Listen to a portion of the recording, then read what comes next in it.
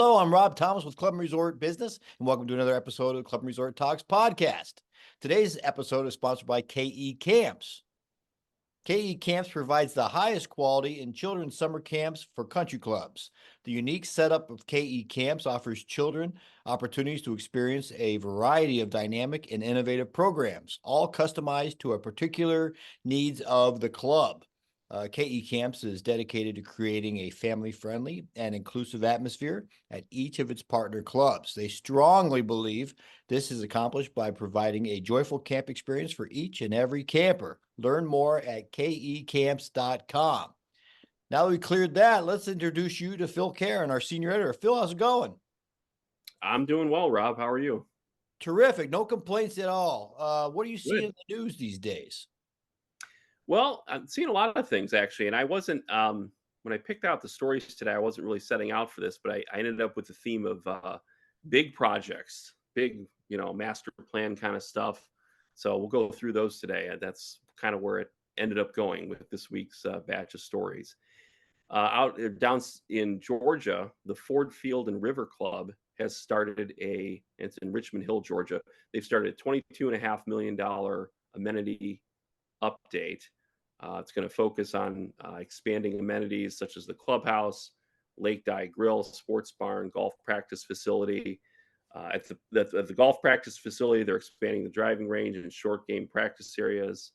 They're going to have a new, larger short game area and an expanded family putting course and practice green. Clubhouse is going to have new indoor and outdoor dining areas, an expanded bar and a multi-season porch.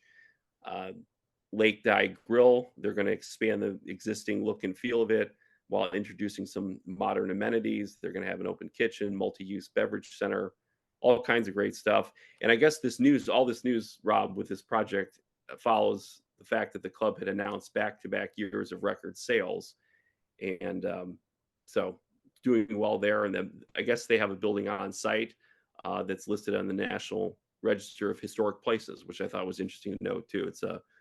It's called the Main House, and it's a 7,000 square foot Greek Revival estate listed there. So that's a lot of great stuff going on there. Hats off to them down in Georgia. Yeah, it's going to be spectacular and not too far from Savannah, from what I understand, and timely too, because the NFL draft is in Detroit, home of the Ford family, the original Henry Ford and such, who trickled on down to the club. So, yeah, good on them. I can't wait to see that one. Yeah, absolutely. And actually, it's funny I forgot to mention the fact that amenity, that main house that's on the Register of Historic Places, actually was apparently at one time was Henry and Clara Ford's historic. It was their winter home at one time. So, a little piece of history to share as well. Moving to, let's see, we're going west now to Travis Club in Austin, Texas. They have a 1,500 acre master plan community west of Austin on Lake Travis. They've now broken ground on a golf course.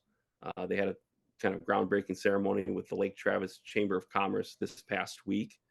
And that is also, I feel like we just mentioned Bo Welling either last week or recently. It's a Bo Welling designed golf course. The course is scheduled to debut in late 2025. There will also be practice facility, comfort stations, a social outlet called the Golf House will be set up there as well. And in addition to all that golf amenities, Travis Club offers a lot for people who enjoy the outdoors. They have 10,000 feet of frontage with Lake Travis, with there's access to more than 65 miles of water, 30 plus miles of private hiking and biking trails. So a lot of things going on there. And one other point I wanted to mention about it with the project itself, they are looking to be with sustainability in mind, looking to be sustainable. Leisha Eilert, I hope I'm not butchering that, CEO of the Travis Club, did share that more than 50% of the property will be dedicated to golf, open space, or conservation areas. So again, another big project going on there in Texas. Also great to see that they're working to preserve land and be mindful of sustainability. I love sustainability, and I love it when clubs are thinking about the environment. And also, I think this is going to be my last NFL reference, but I believe Baker Mayfield is a Lake Travis native. So I Oh, think there's a okay. lot of money down in that Lake Travis area. I lived in Dallas for quite a while. So people would go down a little further south and hang out there in Lake Travis. It's beautiful. Yeah, absolutely. Didn't know that about Baker. That's interesting. I always like little bits of trivia to learn. And then actually, speaking of big projects, actually in the Bahamas now, uh, Jack's Bay, which is a 1,200-acre private club community on the southern coast of Eleuthera Island in the Bahamas. They have a big project going on with, of course, I would argue probably still the biggest name in golf, Jack Nicklaus. Uh, they're working with Nicklaus Design on putting starting construction on a Jack Nicklaus Heritage Championship golf course. Course is scheduled to open for play in 2025.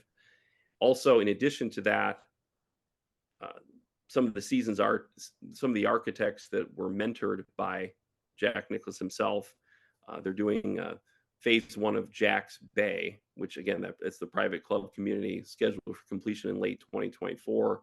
That's going to include an clubhouse. It's called the Atlantic Clubhouse, Spa Village, Atlantic Club Cottages, and there'll be groundbreaking of phase one of the Nicholas Village. In addition to that, to throw in another, many would argue the biggest name in golf, Tiger Woods' 10-hole playground course is already complete on the site as well. So that's pretty big as well. You got two of the two biggest names in golf, uh, with names on this site itself, and exciting to see all these amenities. One other point about that: a beach club and a wellness center, sports pavilion set up as well. And I know the CEO of the Jacks Bay, Tommy Turnquist, mentioned uh, the significance of the project. The commencement of this heritage golf course marks a monumental moment for Jacks Bay, and they expect with doing that, it's going to redefine luxury living in Eleuthera Island in the Bahamas. So exciting to see that, and exciting to see the two biggest names in golf uh, with names on this project. Yeah, we've written a lot about the project. Obviously, anything Mhm. that includes Tiger Woods and Jack Nicklaus is going to draw a lot of attention. It's going to be fantastic down there, as if the Bahamas needs another reason to visit, right? Right. How about that? Yeah, exactly. That's exciting stuff for sure. Um, Glad to see that. Speaking of other big name in golf, this is totally different kind of project, but another one that I think is terrific. Golf Zone Range by Ledbetter, which is with renowned golf instructor David Ledbetter.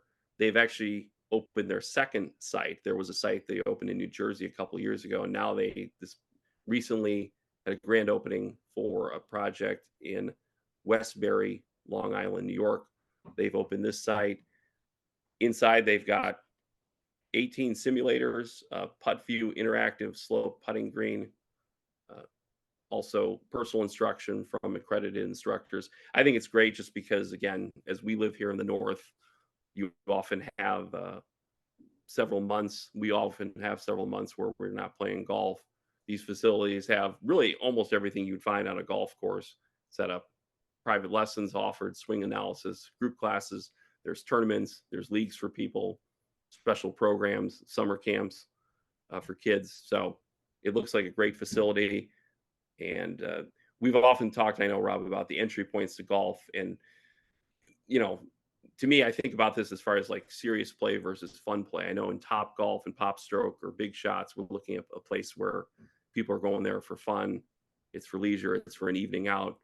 This facility, and not saying that the golf zone setup is not for fun, but it's definitely, I think you can see where it's geared toward um, getting people who are interested in becoming more serious about the game and in developing their skills. So fantastic to see. Yeah, anything that involves growing the game is a good thing for the industry. Get those people play better golf, you're going to play more golf. That's the thought. People who are playing crappy golf tend to kind of gravitate away from the golf course. So keep them getting better. And who's better than David Ledbetter at doing that? Right. I mean, a former Tiger Woods coach. So that's fantastic. Hey, before we get too far, I want to mention that we talked to, and he's coming up right after this, Jason Becker, CEO and co-founder of Golf Life Navigators. And when you were talking about the Bahamas, that made me think that's probably the next step for Jason. Jason's Golf Life Navigators is huge in Florida, obviously, Hilton Head, California. They have all over the place, Arizona. And if you're not familiar with Golf Life Navigators, it's basically finding your home, right? You want your amenities, and you go to this website, and it's very, very deep. I want golf. I want a cart-friendly community. I want a swimming pool, fitness. I don't need this. I need that. Blah blah blah, and it'll generate this list, and it's free to use. It'll generate a list of golf course properties that match your needs. And Jason talks about that.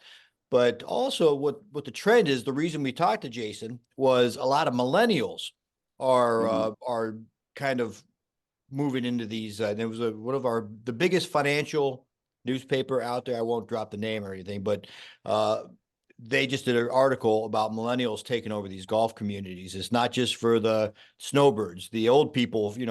It's a law, right? You get 65 years old in Ohio or New York, you gotta move down to Florida. There's a police escort and everything. You get out of here, the old people.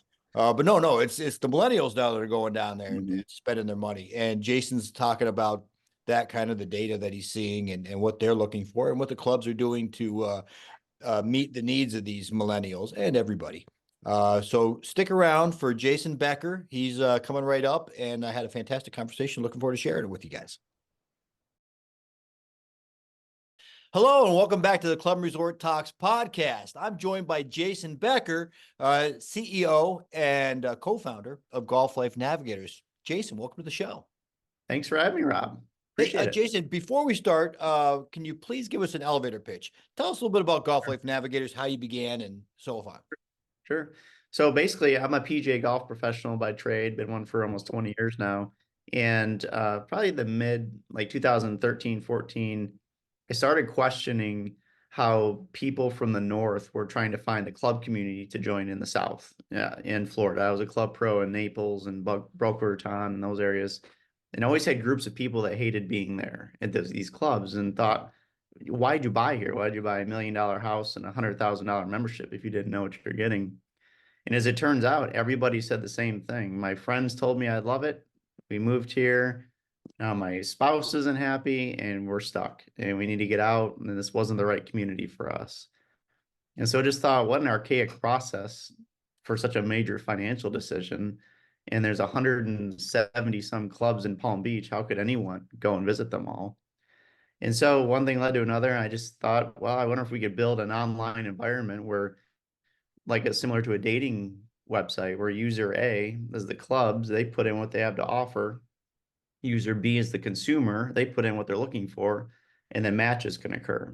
And so Golf Life Navigators was born at that time, and since then we've had 50 some thousand people use the search engine, from Palm Springs to Hilton Head to Boca Raton, so all across the Sunbelt states. Okay, so this is unfair statement I'm about to make here, but I'm going to make it anyways. So people up here in the North, I'm in Ohio, people in New York, Ohio, Chicago, whatever. You hit 65 years old, you're retired, you got to move down to Florida. It's the law, right? But that's not always the case. There was a recent Wall Street Journal article came out, and that you were heavily featured in. They were saying millennials are really a big part of the golf community now, the golf residential community in Florida, Arizona, Hilton Head, like you mentioned. What kind of trends are you seeing with the millennials, I think, from COVID and beyond? Yeah, over the first several years, our average age of user on our platform looking for a Sunbelt community was around 54 to 55 years old, which is still quite young for most of the average ages at these communities. But since really COVID and the civil unrest that we had in 2020, 21, more and more millennials, Gen Xers are using the platform, trying to find these communities to essentially A, raise a family in, or B, run their business. And in what better way to entertain clients than on a golf course? And in this virtual world that we live in, you can live in Naples, Florida as a 40-year-old and be in a club community and still work your 8 hours. So definitely seeing a shift in millennial demand. The problem or the issue that they're seeing, at least in the Sun Belt anyway, is where do you go? Because all the clubs are waitlisted for the most part. So that's the challenge that they're trying to overcome right now. Well, you have access to oodles and oodles of data. I think that's a technical term, oodles. But so what are you seeing? What are millennials specifically looking for in their golf communities? You say golf communities, and golf is definitely a driving force, but it's not the ultimate decision maker. It's the amenities. It's the health and wellness centers. It's the dining options, the camaraderie. Are there other folks in the club that are my age that I can relate to? Or am I going to be the youngest one around? So it is, i.e. the culture of people is what they're looking for. So golf is there, although it's not leading the way anymore. It's more so, um, all the amenities that the club has to offer. And Mike Timmerman at Club Benchmarking made a great point in the Wall Street Journal article that coming off post-recession of 08, when clubs started really investing into the amenities of what clubs had to offer, you also saw this growing demand of millennial demand for a club community. And so they just met at the peak time.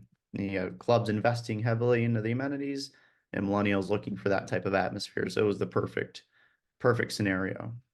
Your website is very intuitive, obviously. There's some boxes you can tick.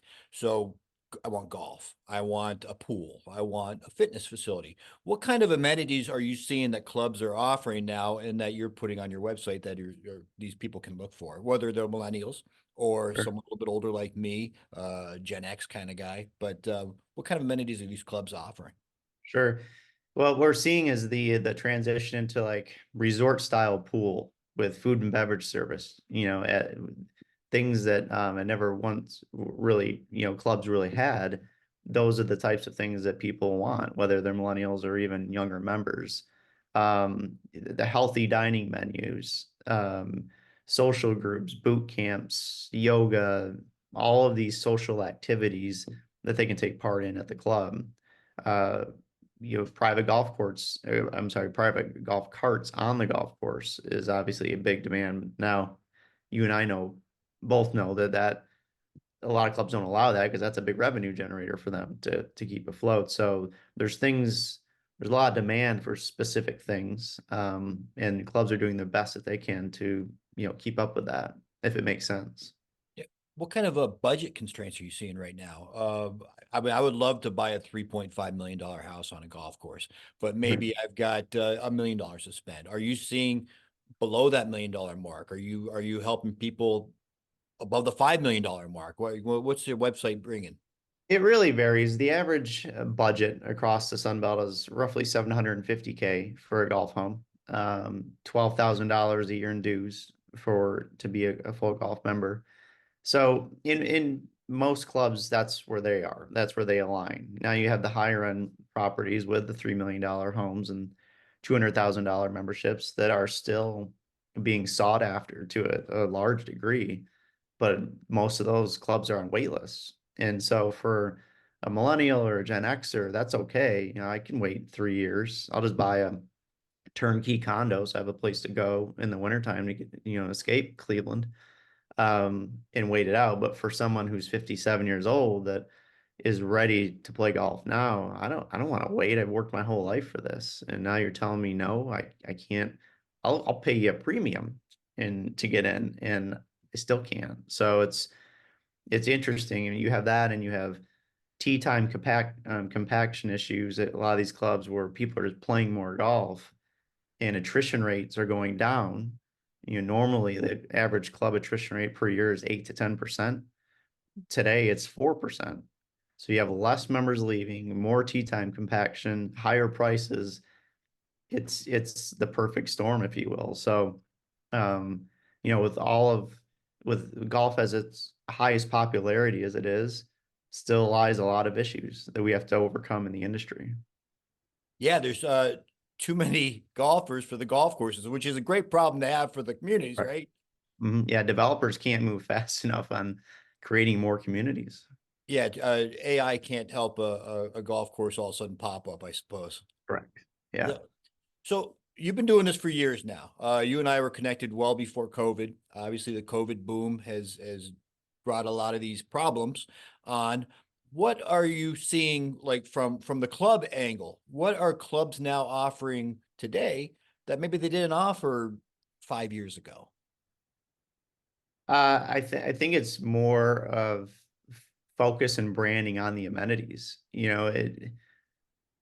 10, 15 years ago, it was all about the signature hole, right? That's what would be displayed on a club's website.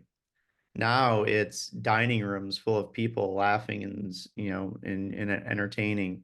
It's the health and wellness and things of that nature. That's what's driving people to buy into these communities. And I think clubs are really starting to figure out that if we understand what's motivating someone to find a club community or our community, then we can adapt our marketing and branding around that. And because we'll know that we're hitting on what's important to them. So we provide a lot of that data and information to our partner clubs for sure. Because if you can understand what's motivating anyone to buy anything, whether it's a pair of shoes or a golf membership, it makes the marketing and the sales process so much more fluid. So it's really a culmination of a lot of things outside of just the signature hole itself. Yeah, you're right. Signature hole. I've always talked about beautiful photography. My buddy Brian Orr, based out in Utah, is a golf course photographer, and he does so much. But it's so much more than that now. You gotta have the pickleball courts. You gotta have the pictures of people, like you say, smiling around the resort style pool. There's a lot more that goes into it than just a beautiful golf hole. Well, it's a great example too, is the investment into a beautiful entrance with a fountain or whatever it is, because that's the first experience that prospect's going to see when they pull into that club. So although you might not want to budget $1 million or $2 million into those types of investments, you have to, because that's the first experience as that person pulls in. So Broken Sound Club, Boca Raton, like you mentioned, Boca Raton, they have a beautiful fountain. They had part of their $40 million renovation there. So yeah. excellent point. Mm-hmm. Yeah. So what do you see in regionality? We're kind of hyper focused. Florida's its own entity, obviously. Are you seeing millennials and other age groups, say, looking out toward Arizona, looking to Southern California, other parts, Hilton Head, or is Florida really still the mega spot? Florida's a mega spot for baby boomers for sure. I mean, we see it every day when people are using our platform to search. I think the last stat that I read through the NGF, National Golf Foundation, was that 60% of private club members across the country, so your markets as well, are 50 years of age or younger, which is a really telling stat that the millennials and Gen Xers are in the North still, and majority of the baby boomers are in the South. Now, I will say that when we see that age group come through our platform, it's corporate markets like Tampa, Miami, Austin, Texas, places where there's a lot of commerce going on, technology. That's where millennials and Gen Xers are using our platform to search for clubs. Naples, Florida, you get a few every now and then, but that's typically a baby boomer that just wants to get off that airplane and play golf. There's no work to be done here in the winter months. Yeah, that's fantastic. So, misconception. That's a big reality in life, right? People think that millennials are all just looking for a good time and Mhm. where's the next party? Are you seeing some of these misconceptions within the database, and how are these clubs kind of addressing those misconceptions, whether it's from their point of view or the millennials' point of view? Right. That's a great question. I give a lot of empathy to general managers these days because you really have two different demographics of member at the club, where the old school want to keep it the way that they like it. And a great example would be the trend of having a speaker on your golf cart and listening to music. For most of the club communities in Southwest Florida, Southeast, it might be tolerated, but it certainly isn't something that they're promoting. And for a millennial or Gen Xer, like to have music while they're playing golf. It's relaxing. It's just kind of what you do now. So little things like that, or wearing a hat in the clubhouse, jeans for dinner in the clubhouse, are all things that are being debated in these club communities by the board of, okay, where do we draw the line here? And because we don't want to discourage a millennial from joining the club because we don't allow music or a hat on the in the clubhouse.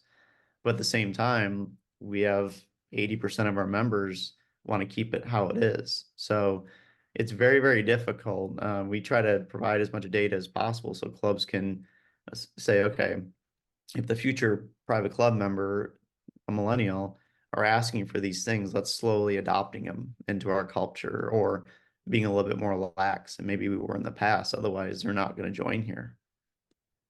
I think Red Feather down in Lubbock, Texas, is not only accepting music and denim, they're encouraging it. It seems like it's like Right. that's the new. I mean, they're a hot club. They're Brad. I can't think of his name offhand. Is really kind of promoting that. Hey, we're come to us. It's expensive a golf course to join, but it's a fun social club. I think it's more. I Right. think they even put social in the name. So God bless them. I'm kind of on that side. I'm teetering between the old guy and the young guy. I like listen to music. I can understand the old guy doesn't want to hear it on the golf course, but Sure. it's today, right? Well, it's funny too, sport coats at dinner time 20 years ago was a popular thing, and then it really kind of went away. Even the baby boomers, they don't want to wear a sport coat. They're here on vacation.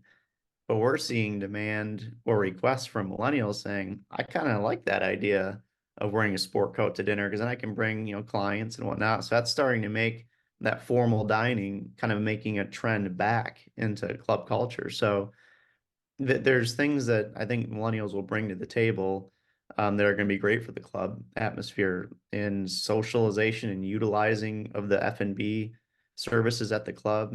It only keeps a club healthy. You'd want them doing that rather than going out to restaurants around town.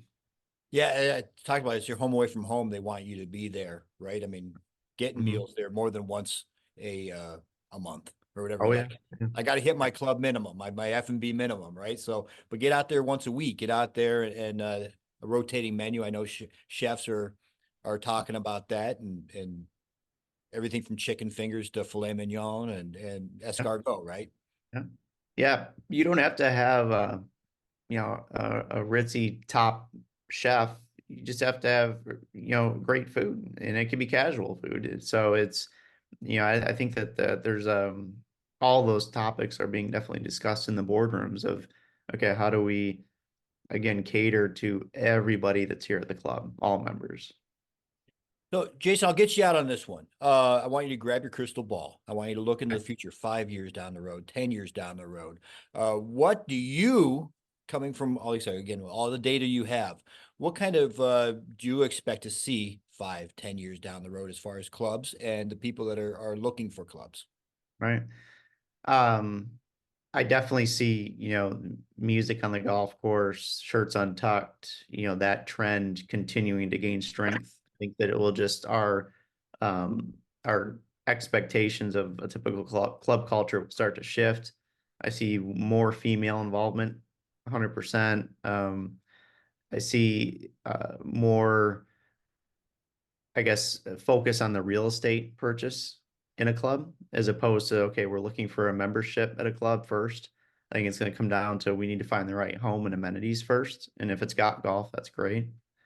Uh, all those things, I don't see pricing decreasing. I think that if anything, it'll continue to grow because people are, willing to pay for these types of atmospheres. And I also see clubs adapting into ways of thinking of how can we create amenities or services that save our members time. Can we take your dry cleaning for you? Can we wash and detail your car? And I know there's quite a few clubs in the Northeast that already have adapted these types of things. So childcare on site, things that would allow someone that freedom to play for 4.5 hours of golf and knock out these tasks that take time for them. So I really do see clubs kind of evolving into that type of atmosphere. The future looks bright. It does. I just don't see any sign of slowing, and especially in these Sun Belt markets, tax-friendly states like Florida and Texas. It's just the demand is continuing to grow, and you're even seeing like Goldman Sachs is moving a large number of their financial advisors to Florida, in the northern Jupiter Palm Beach area for a lot of reasons: travel, tax situation, weather. You can be in an online environment now. So yeah, golf is looking very, very strong for the unforeseeable future. I love it. Love it. Hey, how can people reach you and find out more about Golf Life Navigators? Yeah, the best just is to hit our website, golflifenavigators.com. The search engine is free for someone to use. You'll see that it's very detailed in terms of the questions that it's asking you, and that's intended to try to match you to the right club community.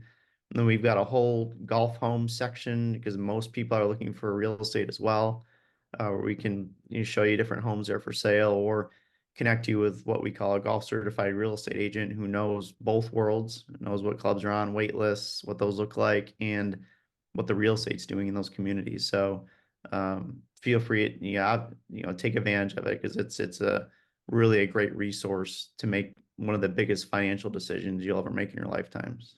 Beautiful. Love it. Thank you very much, Jason, for joining us. And everybody else, get it at golflifenavigators.com. All right. Yeah. All right. Log on and dig in.